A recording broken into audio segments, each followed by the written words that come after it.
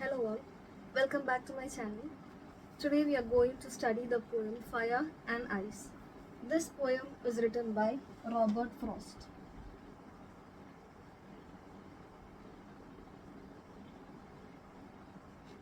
So Fire and Ice is a very short poem, yet it conveys a very deep message. Okay, now let us go in detail into the poem. So first, what we have to remember is that this is a symbolic poem.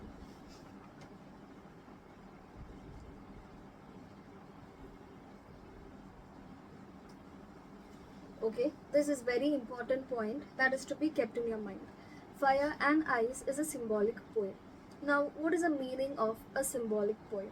I'll tell with the help of an example. Okay, the meaning of symbolic, let us see that. Rose is symbolic for love.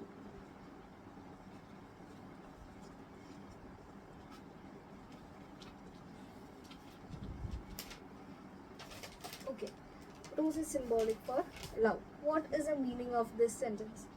Rose is a symbol for love. Here I am using rose as a symbol for love, which means rose stands for love. Okay. Similarly, this poem is a symbolic poem. Which means that here we are using fire and ice, and these fire and ice are symbolic for two different human emotions. Fire stands for a particular human emotion and ice stands for another human emotion. That is what is meant by the term symbolic. Okay, so Fire and Ice is a symbolic poem that is written by Robert Frost. Here, fire is symbolic for the human emotion of desire, uncontrolled desire, and ice is symbolic for hatred. Now, let us go in detail into the poem. Here, the poet explores the end of the world. He is telling how the world would end, and he tells two different opinions or two contrasting beliefs for the same. That is, some people think that the world will end in fire, and others think that the world will end in ice. Okay, so here fire is symbolic for the human emotion of uncontrolled desire. By fire, we mean uncontrolled desire.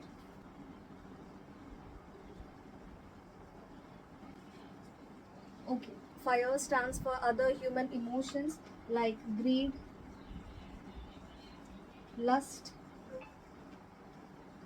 ambition. Okay,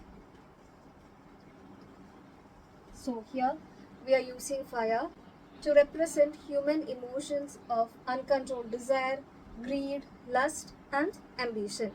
Now, what is the speciality of fire? A raging fire, that is, a fire that burns uncontrollably. It is capable of destroying everything in its path. We know that when a fire burns in an uncontrollable manner, everything in that area would be destroyed. Only ashes would be left behind. So that is how dangerous a raging fire is. Similarly, these human emotions, they are like a raging fire.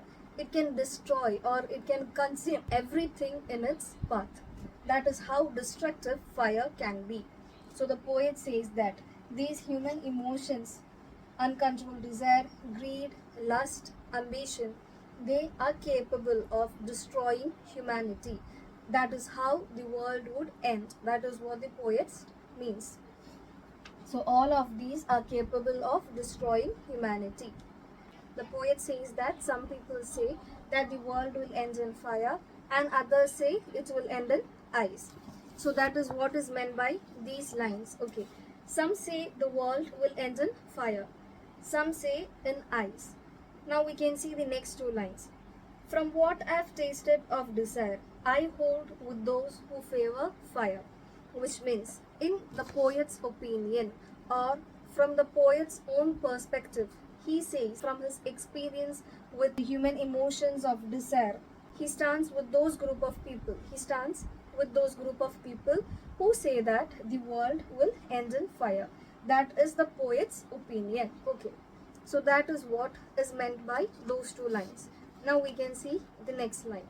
But if it had to perish twice, that means if the world had to end a second time, Perish means die. If the world was to die once more. I think I know enough of hate to say that for destruction ice is also great and would suffice. The poet says that if the world was to end a second time, or if the world was to end twice, he says ice would do the job, or ice would be sufficient. Now, what does the poet mean by ice? Here, the poet is using two natural elements. Which are the natural elements? Fire and ice. These natural elements are used to represent human emotions. That is why we say that it is a symbolic poem, because these elements are representing human emotions. They are symbolic for human emotions of desire and hatred. So I stands for which? All human emotions. I stands for hatred, coldness, indifference.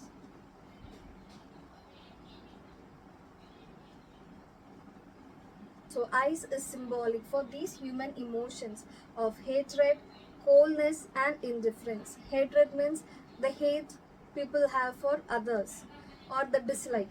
Coldness means being unemotional towards others, having no emotion for others.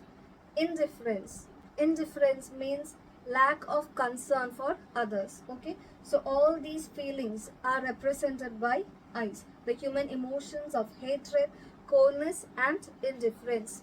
So the poet says that if the world was to end a second time, it would end due to ice. Ice would suffice, means ice would be sufficient to end the world. These human emotions are powerful enough to destroy mankind. Okay, they can cause, both these human emotions can cause the downfall of humanity.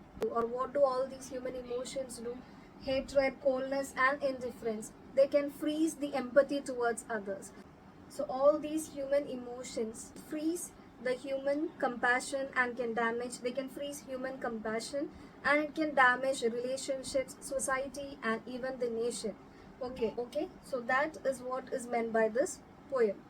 Fire and ice, they are symbolic for two different human emotions. That is, fire is symbolic for uncontrolled desire and ice is symbolic for hatred. And what other human emotions can we include in fire, and what all can we include in ice? Okay, so the poet says that there are two contrasting beliefs on how the world would end. Some people say that it would end due to fire and others say that it would end due to ice. From the poet's own experience with desire, with the human emotions of desire, he says that, or he stands along with those who say that the world would end in fire. He also supports that belief. Now he's saying, if the world was to end a second time, what would cause that? What would do that job? Ice would be sufficient. Okay, that means these human emotions, they can numb the empathy that people have towards others, and it is strong enough, or it is capable enough for destroying human relations, nations and the society. All of these emotions can cause the downfall of humanity. So at the end, we need to realize that there should be a balance of emotions. We should have empathy towards others and should be able to maintain harmonious relationships. Okay, I hope all of you would have understood. So whenever any questions are asked from this poem, always use keywords. Okay, that's it. Thank you.